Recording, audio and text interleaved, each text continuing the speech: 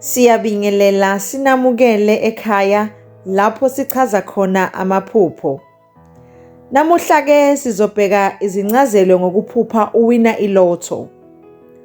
Ukuphupha uwina ilotho kuvamise ukuhambisana nempumelelo, ithemba noma izifiso zakho ezinhle ngempilo yakho.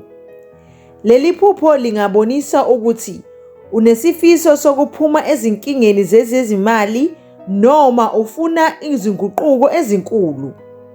Leli phupho lingaba uphawu lokuthi ukholelwa ekutheni izinto zizoshintsha zibe ngcono empilweni yakho, ikakhulukazi kwezezimali.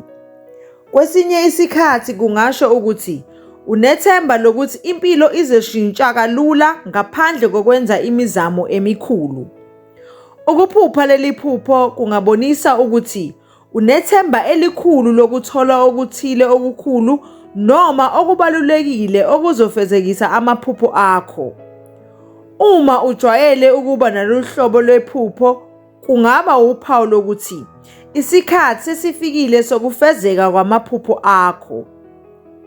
Amaphupho afana nalawa, noma ngithi amaphupho enhlanhla, uma ujwayele ukuwaphupha kodwa kungabi bikho okwenzakalayo noma okutholayo ngemuva kwephupho, kubalulekile ukuvuka ngemuva kwephupho, ukhuleke, umukele isibusiso noma ubhekeke izinto ezingenza ungakwazi ukuthola izibusiso noma izinhlanhla okufanele uzithole.